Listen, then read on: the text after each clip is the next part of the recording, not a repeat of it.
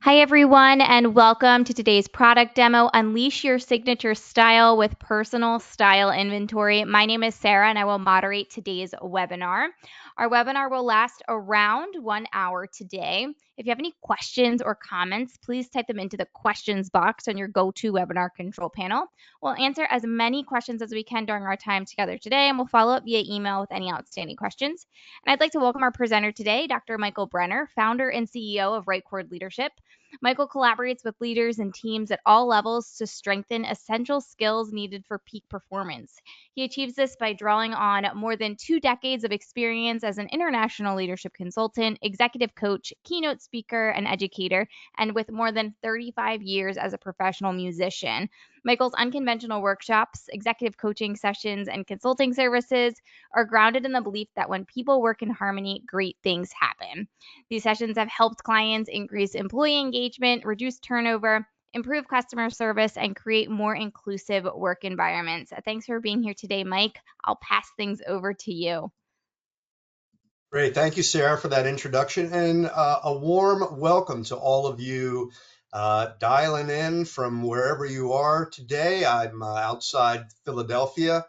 We have a slightly overcast day here, but pretty tempered out, pretty comfortable. I'm very excited to spend the next chunk of time with you reviewing a product that I think is super cool and a concept that I think is super cool. I've been doing this work now for almost 25 years. And when I first got into it, there were certain pieces of content, certain concepts and principles that I really gravitated toward. One was emotional intelligence, and another was personal styles. Because in my previous career, I didn't know what personal styles were. I didn't know anything about that.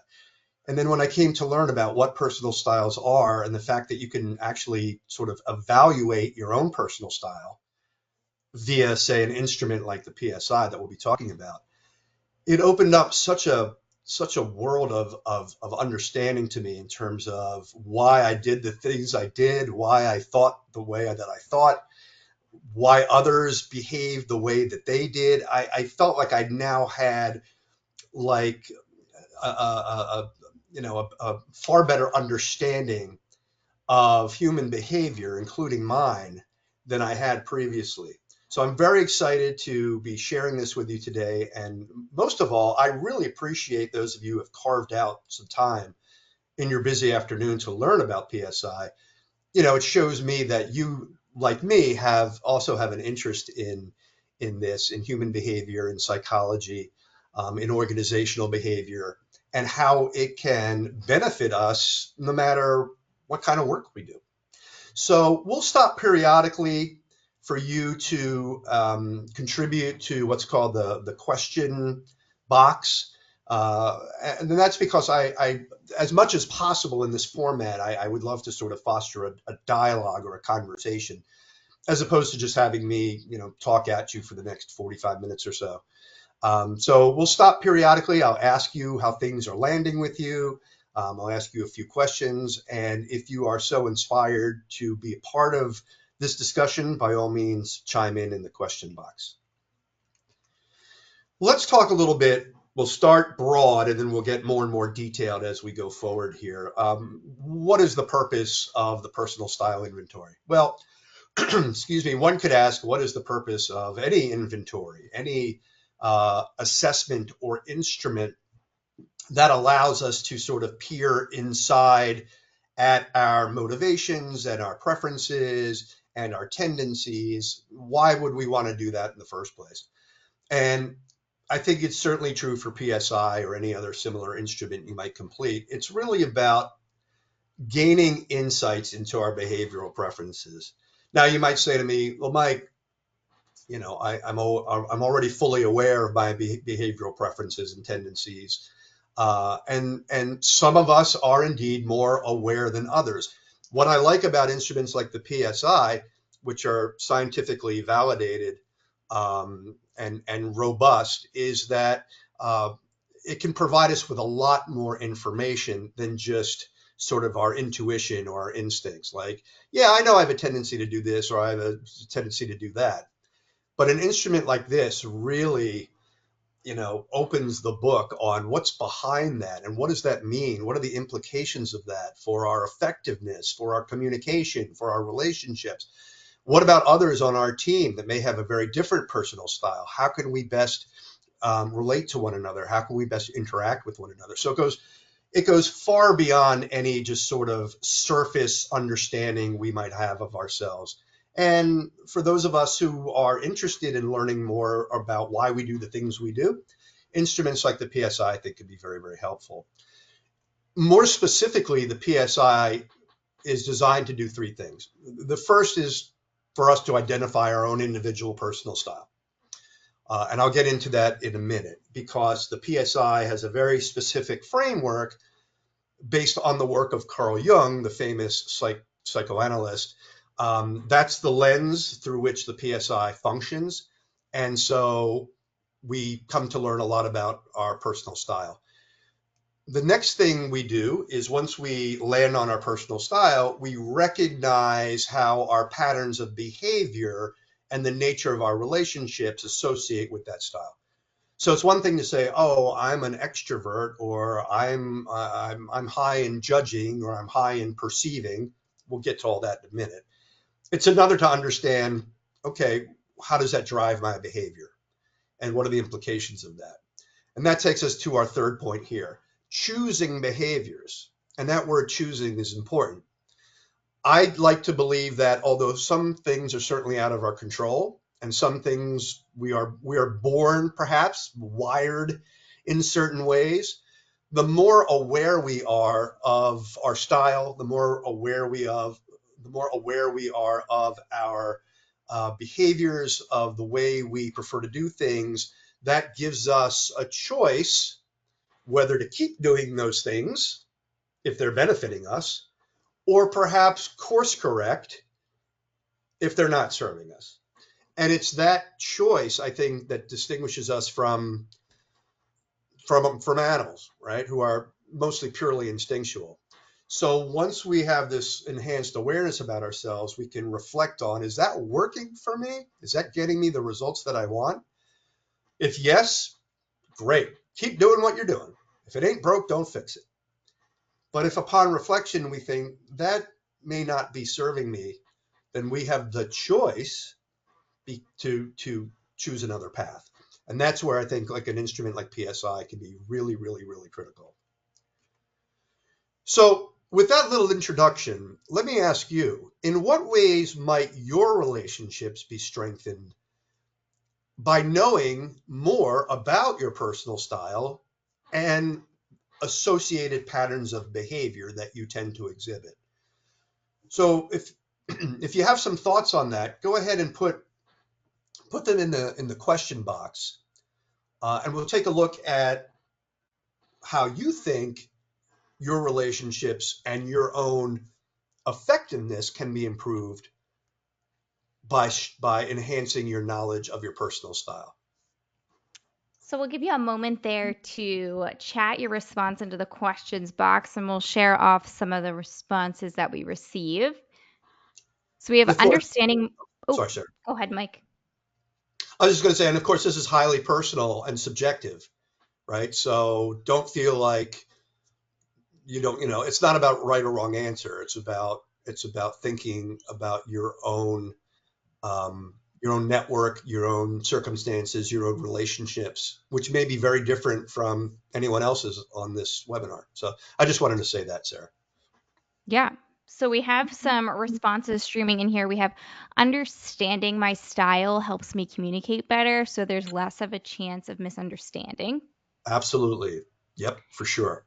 It makes me more aware of how I approach situations, which helps me connect more effectively with others. Good. I can adapt how I interact with others, making my relationships more balanced and thoughtful.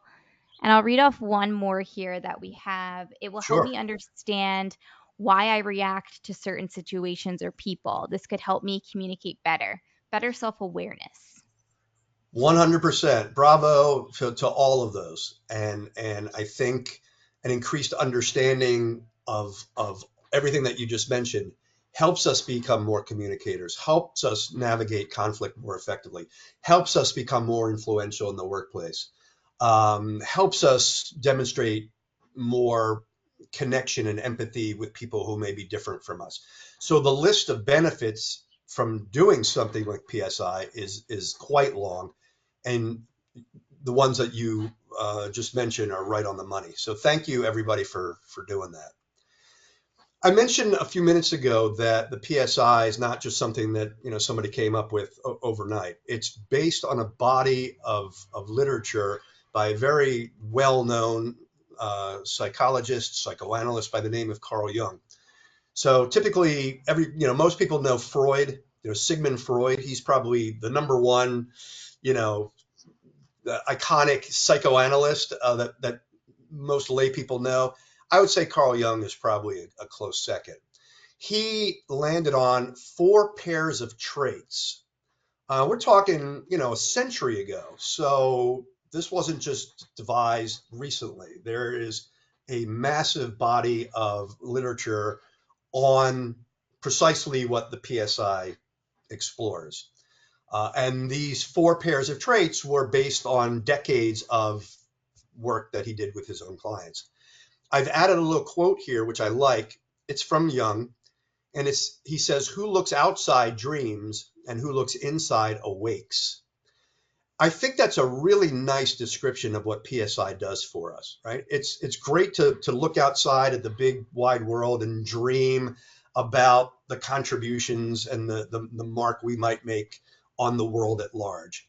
But when we turn the mirror inside and reflect on ourselves, the word he uses is awakes or awakens. And I think that's pretty accurate. The more we know about ourselves, the more we awaken to those things that are helping us and those things that may be hindering us. Let's talk briefly about those 4 pairs of traits that Jung wrote about many, many decades ago.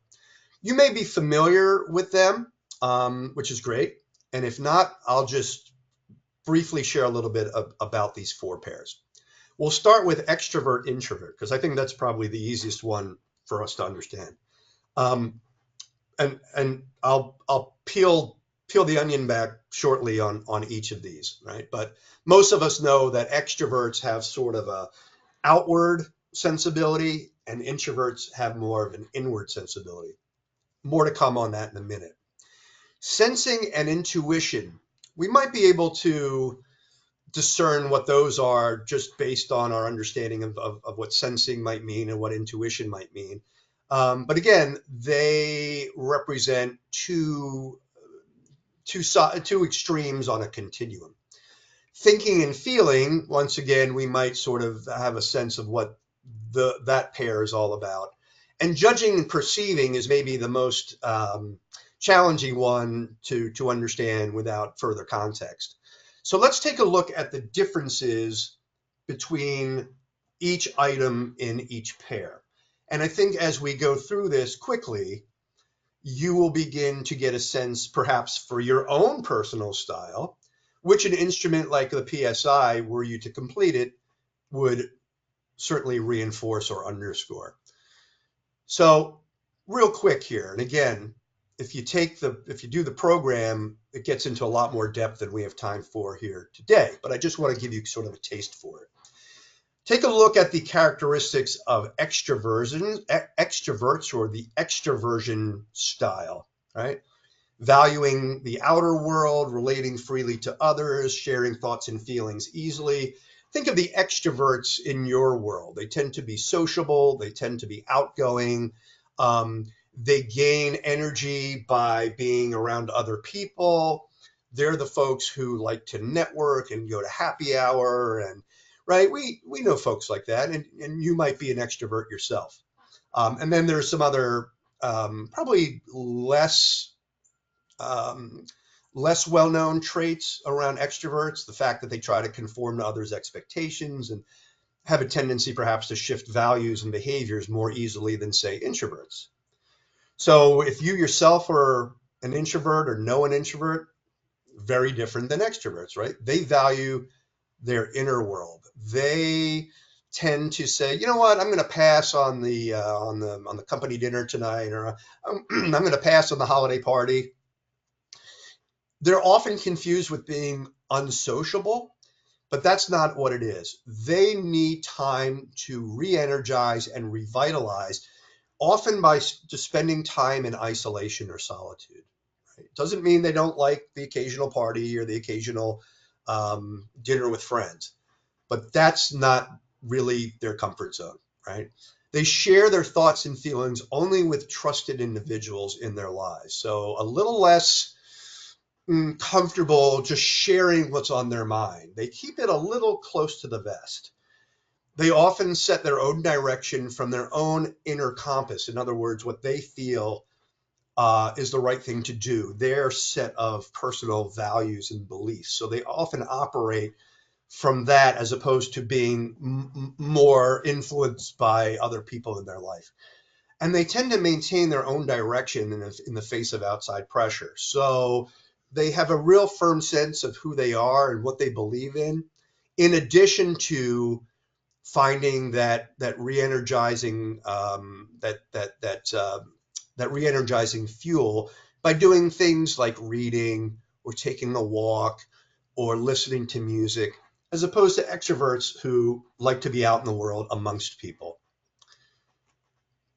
The next pair, sensing, right?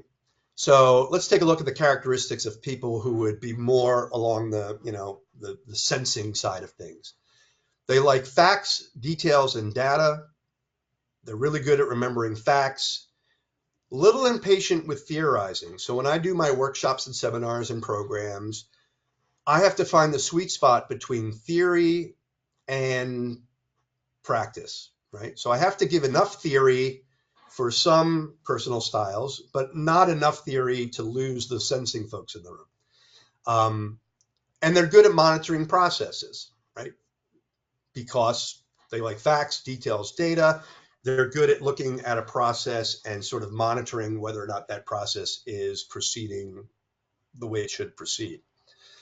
Intuiting, and the reason the N is here, not the I, is because the I stands for the introversion.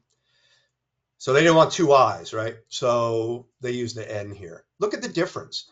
Whereas the sensing individual, facts, details, and data, the intuiting individual, big picture, broad concepts, big ideas, theories, right?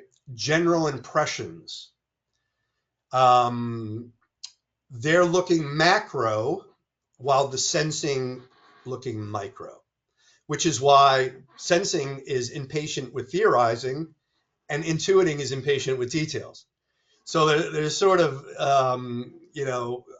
contradictory a little bit, right? And whereas sensing is good at monitoring processes, the intuiting style are good at planning and innovation.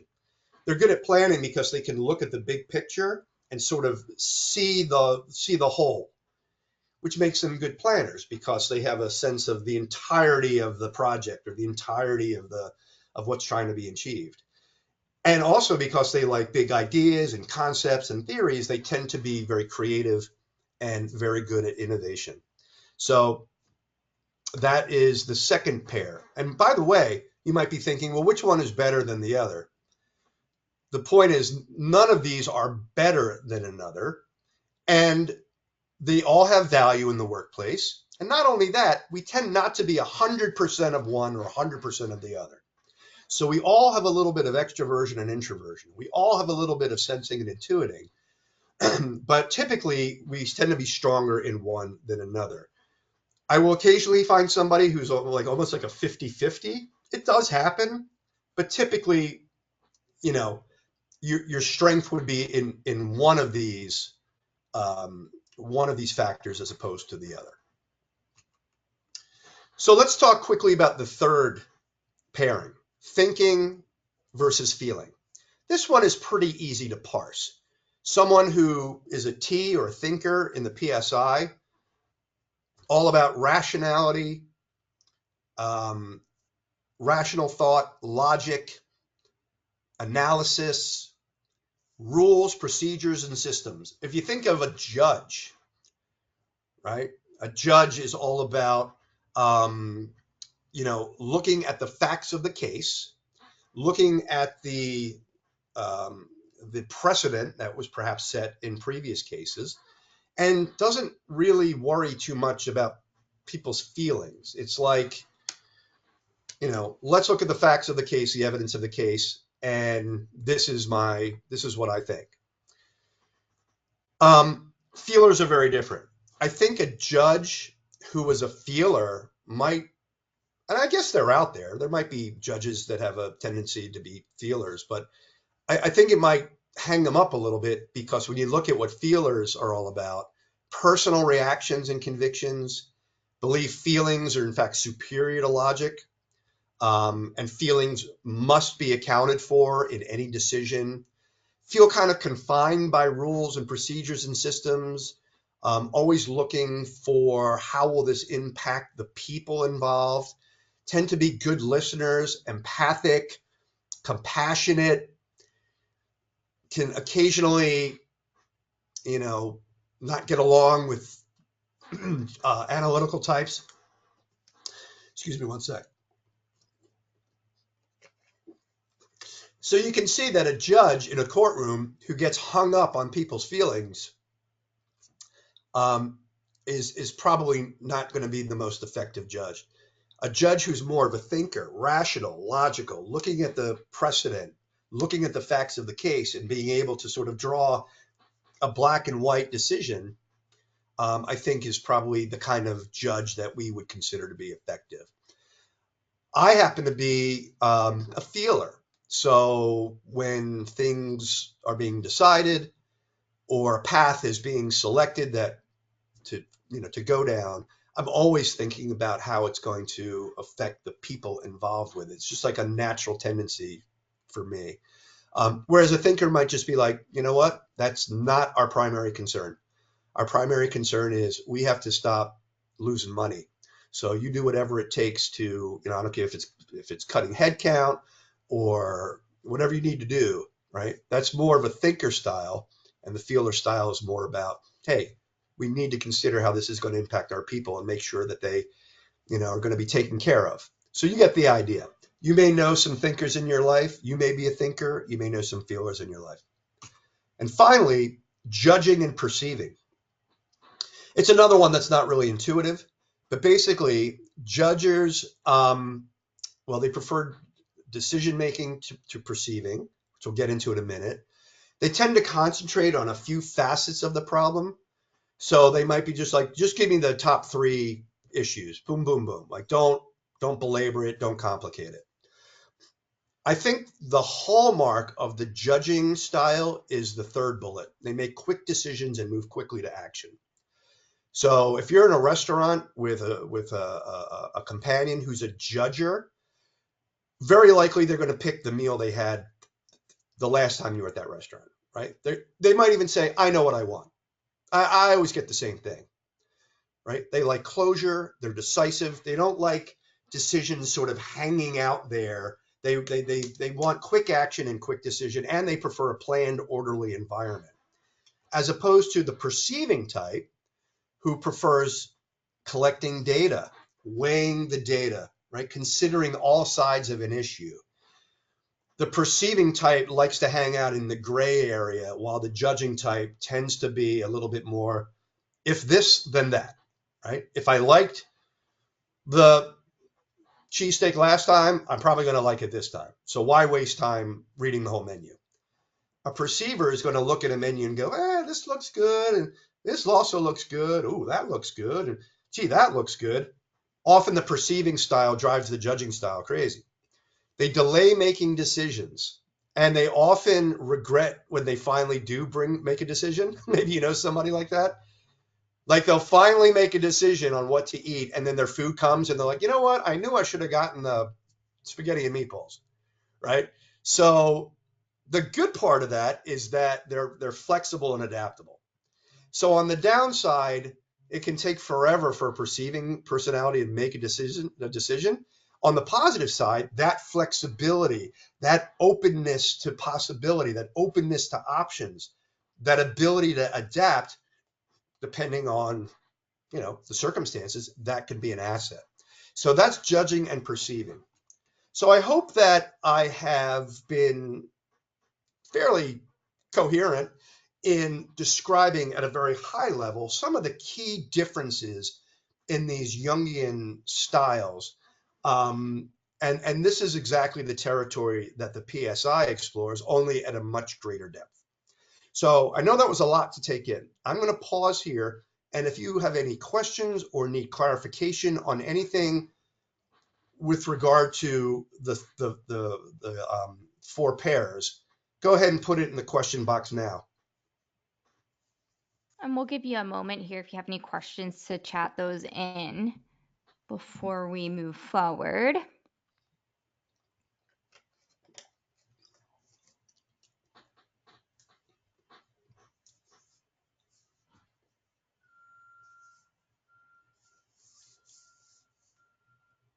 And it looks like we haven't had any questions come through yet, Mike. All right, thanks, Sarah. Well, the fact that there aren't any questions or follow-ups indicates to me that I guess I hopefully did a decent job in kind of sharing what those styles are all about. So let's move into the product demonstration here, which I always find interesting how these products are not only developed, but what is the experience like for the participant in actually engaging with the product. So with the PSI, the items, right, if you were to do the online version or perhaps even the paper version, you would see some items arranged in pairs, A and B, as it appears on the screen below. And each member of the pair represents a preference that you may or may not hold. And what you would do is you would rate your preference for each of those items, but here's where it gets important. By giving that item a score somewhere between 0 and 5, but the kicker is that the scores for A and B must add up to 5. What does that mean? Well, let's take a look at 1A and 1B below. Making decisions after finding out what others think, making decisions without consulting others. Obviously, those are polar opposites. If you are all in on making decisions after finding out what others think, you would give that a 5, right? Which means that 1A would get a 5, which means that 1B obviously would get a 0. If you're pretty much in on 1A, but a little of 1B, you might be looking at a 4-to-1 ratio. If you are, moderately ahead on 1A or have more of a tendency to do 1A than 1B, you might be a 3-to-2 ratio, okay? So you get the idea. The bottom line is those two numbers need to add up to 5. So you can't use fractions, right? You can't say like 4.5 and 0.5. That won't work. So after you go through all the pairs, and I forget exactly how many, there aren't that many. The online version actually take you only about 15 minutes, so not a huge amount of time. You'll discover that there are 16 possible combinations depending on the mix of your preferences. So just think about it, right? Let's say you were extroverted, sensing, thinking, and judging. You would be an ESTJ. At the other end of the spectrum, if you are introverted, what's the other one? Intuitive, yeah. Introverted, intuitive, feeling, and perceiving, I think I got that right, you would be an INFP, okay? So that's how it works. And there's 16 combinations. ESTP, INSJ, you get the idea. I happen to be an INFP. So that means I am introverted, intuitive, feeling, and perceiving. So when I come up against people who are maybe thinkers, or maybe judging, or maybe extroverted, it doesn't mean I don't get along with them. It just means I need to flex a little bit, right? And that's really what the PSI is all about. Again, no combination is right or wrong. It's about, choosing the behavior that will be most effective for you in that particular circumstance.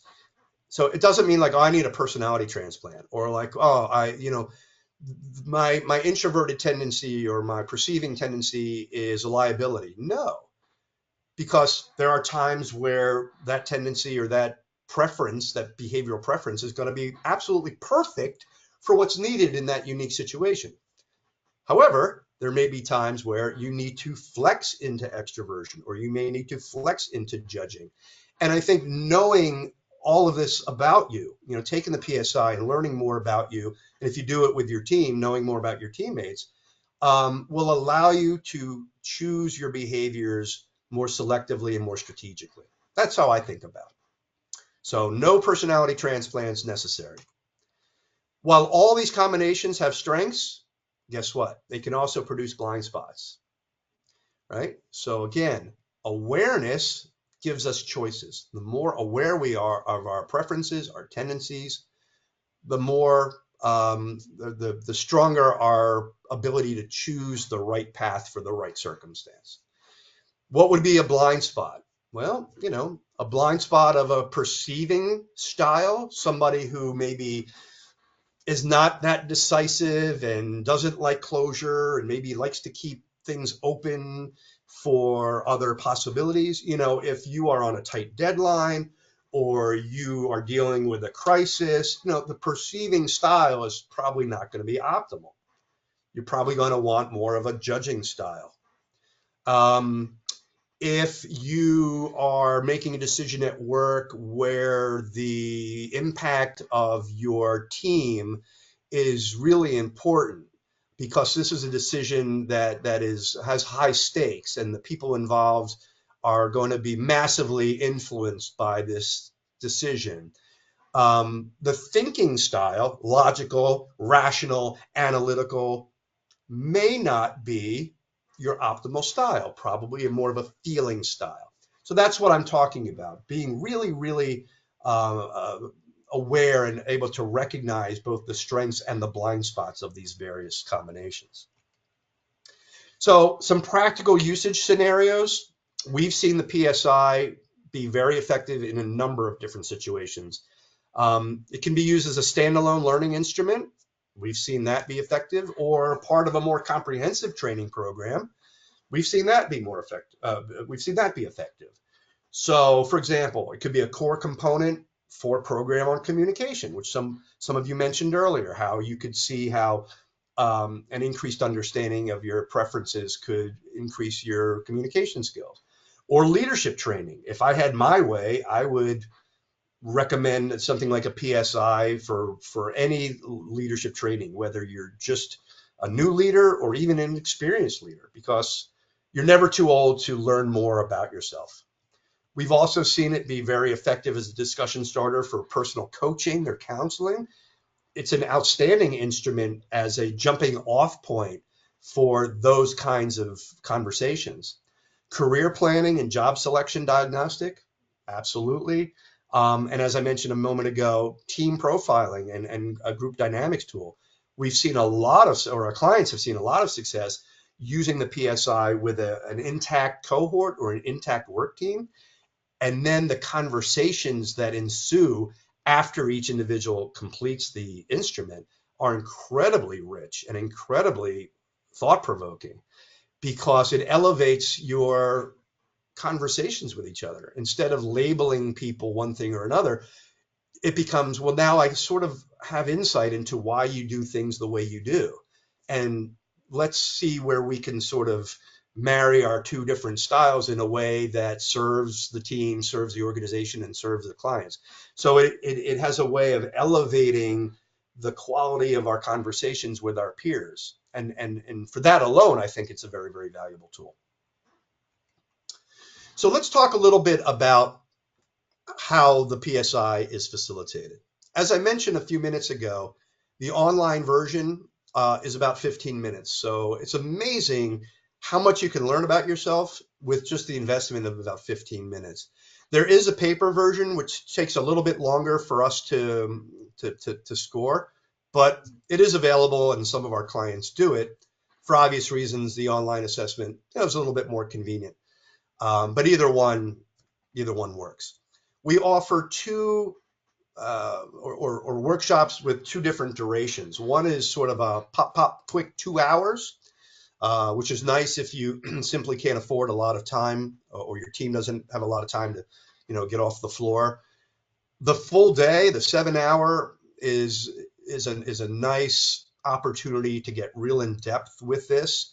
Not only just to talk at a surface level about the different styles that may exist on the team, but actually do a number of exercises, a number of activities, which are not only fun, but also serve to really get the team thinking and talking and discussing the implications of the different styles that may exist on that team. And what does that mean for our productivity? What does that mean for the quality of our communication? What does that mean for the way that we manage conflict when conflict arises? What does it mean for how we serve our customers? I mean, there's just a whole bunch of things that can surface in a 7 hour session that can't in a 2 hour session, obviously. But those are both available. More good news, no certification is needed. So for some of the instruments out there, you do need to be certified. That can be an expensive proposition. For PSI, you don't need a certificate. We give you everything you need to be successful, which we'll get to in a moment, right? So completing the PSI, not a big investment of time. And the two options with regard to the duration of the relevant program. Okay, so here are some tips for success. If this sounds interesting to you, and this is, you kind of see yourself maybe bringing this to your team, or maybe doing this individually, one of the key things I can share with you is, to the extent that you can align the PSI with your personal goals or your team's goals. I think what I call it connecting the dots. If you can connect the dots clearly and succinctly between why are we doing the PSI, how's it going to help us achieve our goals, whatever they may be, then people really are invested in doing it. And I think our clients get the best success, or the best results, when they're able to articulate the connection between the PSI and what the team or the organization is trying to accomplish. And I just sort of mentioned that a few minutes ago, right? So we're trying to build more efficiencies into our manufacturing process.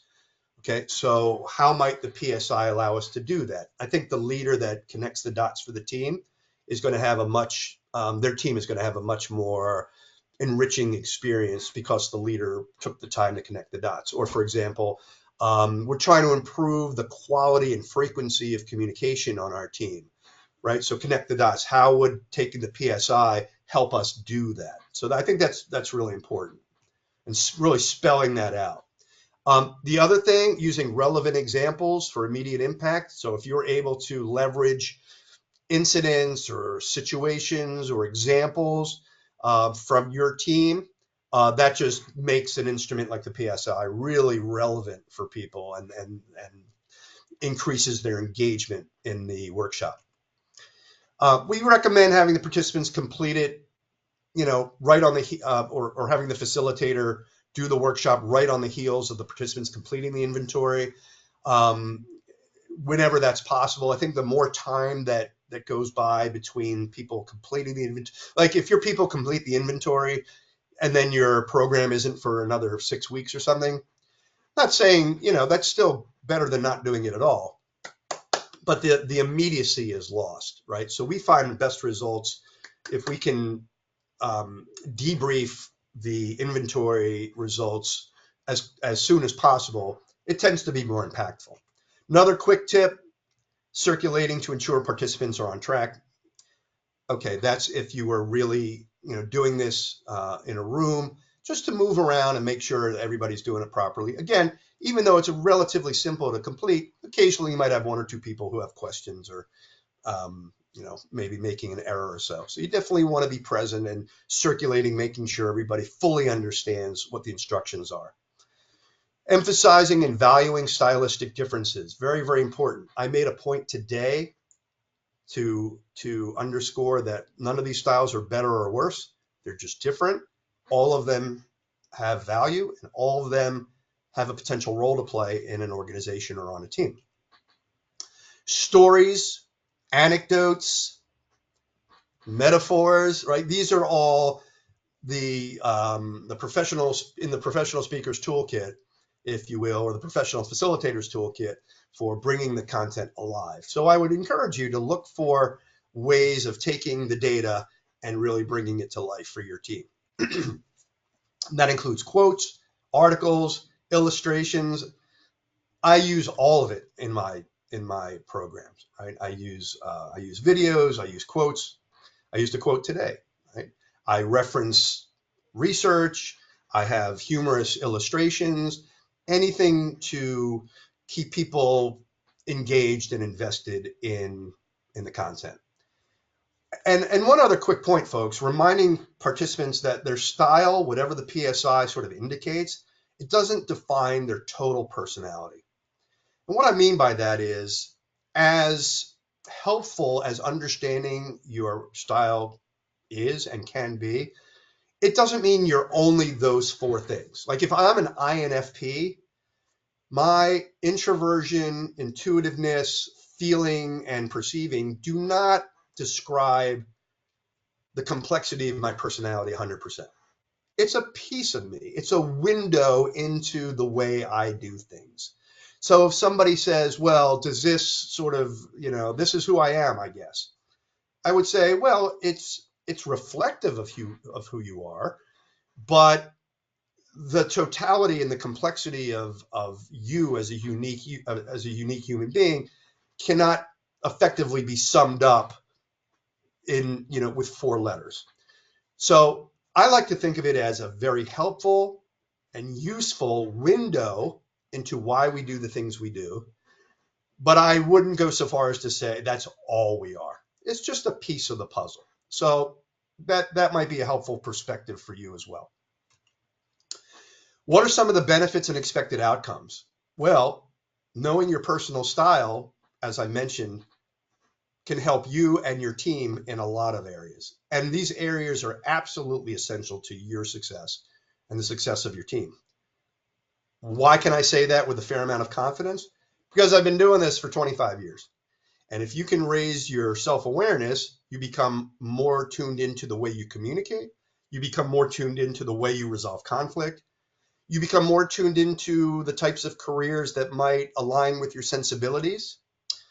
You become more tuned into the way you and your team members are functioning together. You continue your journey of personal growth, which I think any successful person in any endeavor is always trying to pursue, get better day by day, and positively impact your relationships, particularly with those who might have a different style from you.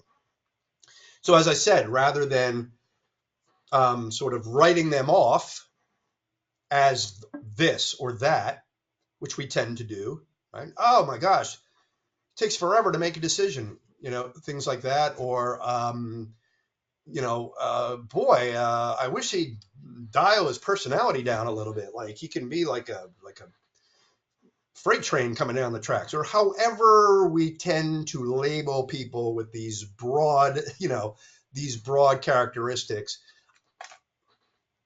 Taking the PSI gives us more vocabulary to work with, because now we can say like, oh, yeah, I have some understanding now of that, why you do that, why that's your preference. I can see where that can sort of rub up against my style, and maybe that's why we haven't been seeing eye to eye lately.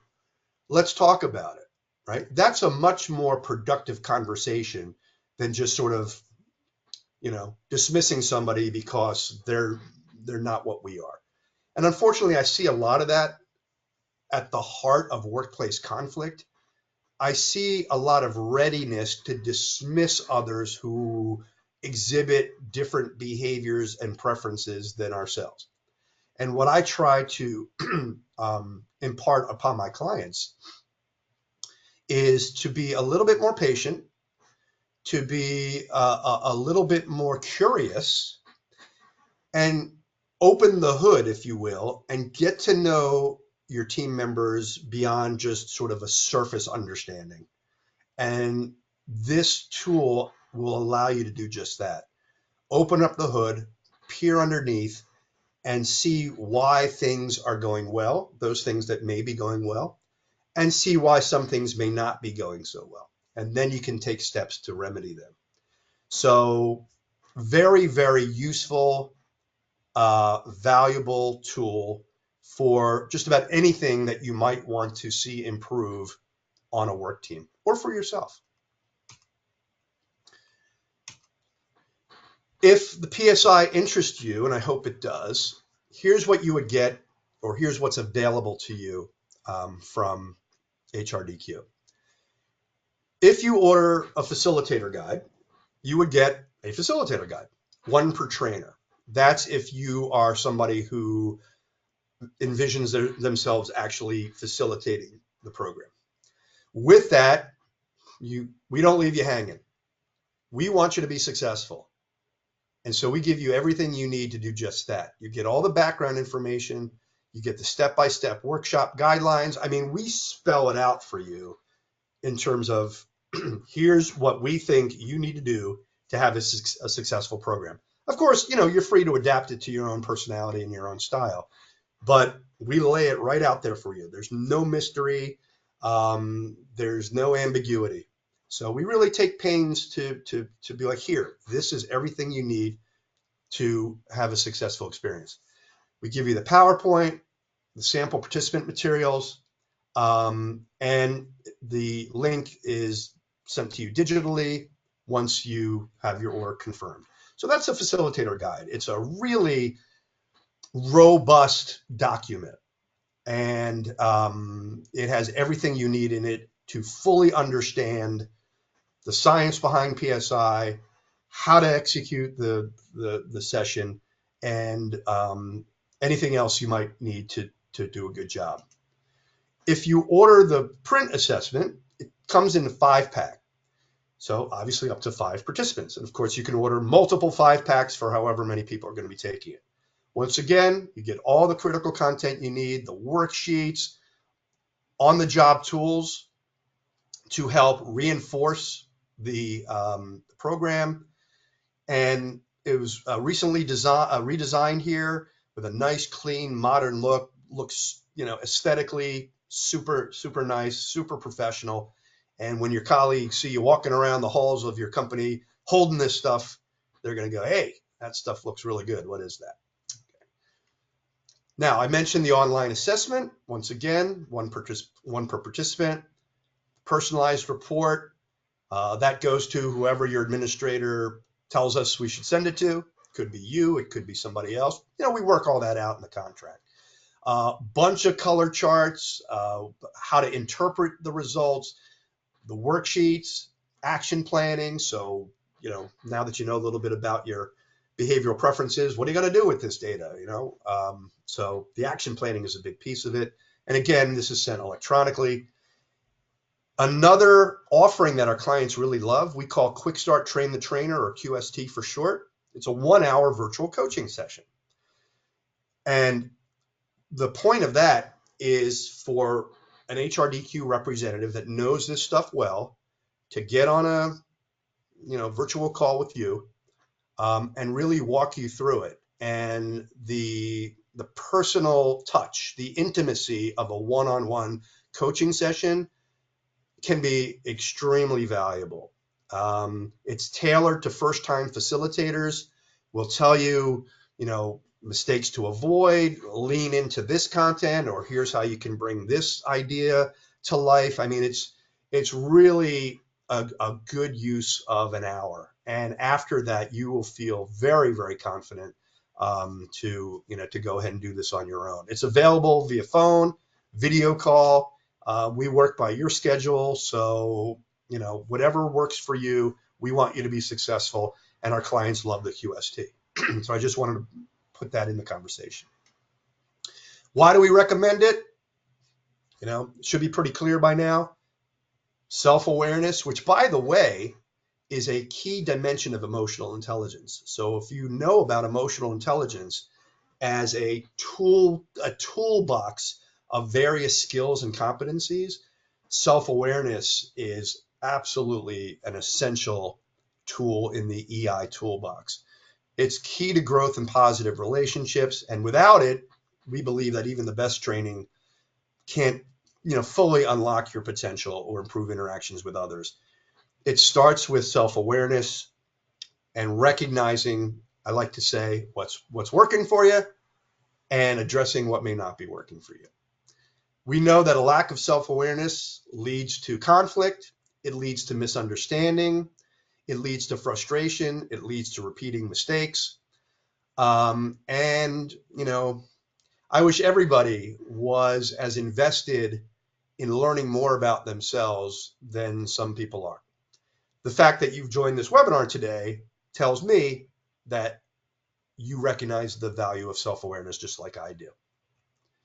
The PSI, as I mentioned, is based on a very robust, scientifically valid, accepted body of literature by Mr. Jung there, or Dr. Jung.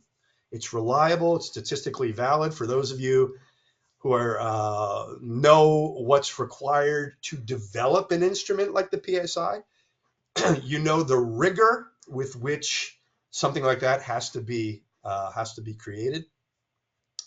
And so this is a tool that's gone through the ringer and has been determined to be scientifically valid and reliable and accurate. So not something that somebody made up last week. If you are interested in the PSI, we have a deal for you. And I don't want to sound like, I try very hard not to be a salesy kind of guy, but I got to admit, this is kind of a nice deal. You can try it for free because we want you to experience it. That's like the only way you can really get a sense for whether or not it's for you. So you can try it for free. You order the product, do your own review. You can do it by yourself. You can do it with a team. You can even return it as long as the material is in a state where we can, like you didn't write in it, right? Then we unfortunately we can't take it back. But if the material is pristine and you're like, you know what, this isn't really for us, we get it, right? 30-day guarantee to get that stuff back to us. Think about the one-on-one coaching, the QST, and we at HRDQ would love to see you be successful with this tool. We know it works. Our clients have told us it works. And as someone who's been doing this work for a long time, any instrument like this that enhances our self-awareness, shines a light on our tendencies and our preferences and those of our teammates, can only help us get better, I believe.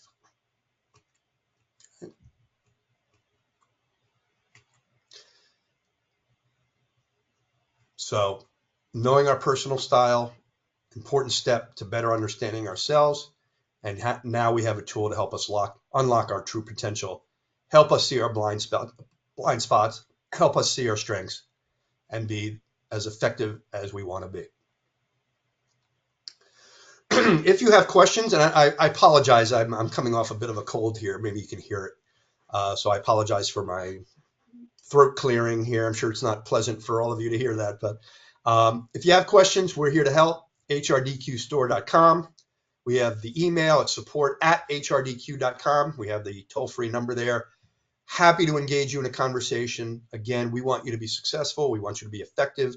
We want you to come back and tell us that our products were dynamite and just what you needed. And so no question is off the table. Feel free to reach out anytime. So I'm going to duck out of the slideshow here. And Sarah, can you still see me? Yes. Okay. I'm going to open it up to any questions.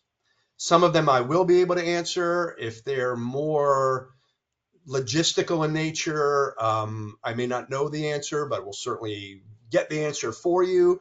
So with about 5 minutes or so to go here, I'll open it up for questions and then we'll conclude our time together. So anything you got, just put it in the question and we'll get to it.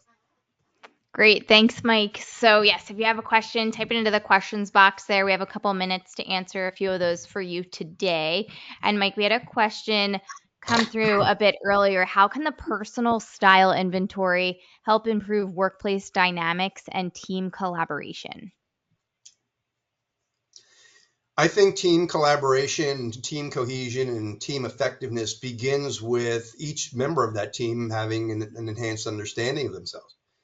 Um, a team is nothing more than a group of individuals trying to achieve shared objectives. And you can look at a team, you could say a team has a personality, but what is a team personality if not the sum total of the individual personalities that comprise that team? So I think it really begins with self-awareness and a tool like PSI, because you know an organization is made up of individuals, a team is made up of individuals, an institution is made up of individuals. You name it. You think of any collection of people. The where you start in trying to improve that collection of people, no matter what you're trying to accomplish with that group of people, is to look at the individual behaviors of the people that comprise that entity, comprise that team, comprise that organization. So um, that's why I think self-awareness is really the foundational skill of emotional intelligence, and the developers of emotional intelligence as a concept deliberately started with self-awareness for that very reason, because they knew that everything else followed from a keen sense of self-awareness. Everything else sort of flowed from an initial understanding of what makes us tick. And so that's why I think an enhanced self-awareness will naturally lead to greater team cohesion, greater team harmony, greater team productivity, as long as the individuals on that team take the time to share what they've learned about themselves. Because if they only, if they take the PSI and then keep that stuff to themselves, it's helpful to the person that took it, but not particularly helpful to the team as a whole. When that stuff is shared freely to foster conversations and dialogue, that's where you really see teams start to get to that next level of excellence, because they have a much more keen understanding of why people do what they do. So I know that was sort of a long answer, but I'm trying to point out the connection between self-awareness and overall team effectiveness. And I think it starts with individual self-awareness. Great. And it looks like we have time here for one more question, Mike. And that question is, what do you think are some common challenges people face when they're identifying their personal style? Well, there are a few. One is that the PSI affirms or reaffirms what they already thought about themselves, and they weren't too crazy about what they already thought about themselves. So they might say like, yeah, I do have a tendency to do that. I really ought to, not do that anymore, do less of that. So they downplay or they denigrate a particular style that they sort of know is maybe a liability for them. I think what I do in that instance, or what people maybe should do, is accept that that is a tendency or that is a behavioral preference. And if that's something that is holding them back from optimal effectiveness, put that on their radar and take steps to work at it, right? Don't get down on yourself. Don't believe that you'll never change. Don't believe that, oh, this is just the way I am. If the PSI brings up a style that you know about yourself and you know it's maybe not optimal, great. What are you going to do about it? Here's your opportunity to, course correct or maybe recalibrate some aspect of your style. So that's one thing. I've seen people kind of get down on what the PSI tells them, and I tell them, don't get down. Think about, think optimistically. Think in terms of a growth mindset, which is I'm this today, and it might be holding me back a little bit, but every day I can work on this and get better and better and better until I've, you know, if not altogether replaced that stylistic preference, but I've kind of like, I've modified it a little bit. And I'm finding that I'm getting better results. So that's one thing. The other is what I mentioned before, is that they're like, well, um, I guess I'm introverted, so I'm not going to have fun at parties and I'm not going to have fun at social events. And like, no, that's not what that means. It just means that your preference is for me time, quiet time. That's how you refresh. That's how you recharge. But it doesn't mean that you should like avoid social events at all costs. It's just a test. It's just a tendency. It's just a preference. So keep it in perspective. The PSI shows you some aspects of your personality, but certainly doesn't define the totality of your personality. So those are just a couple of things that, in my experience, people sort of point out to me, and I always tell them, hey, you know, I point out another way of thinking about it, which they tend to be accepting of. Great. Well, that'll bring us up here to the top of the hour. So thank you so much for your time today, Mike. Thank you, Sarah. I appreciate the opportunity. I love the PSI. I love personal styles. I know from personal experience that something like this can be extremely helpful to both an individual and a team. I love the science behind it, and I have had a lot of fun this afternoon sharing a little bit about it. So I appreciate it. Thank you. Great. And thank you all for participating in today's product demo. Happy training, everyone. Bye, everybody.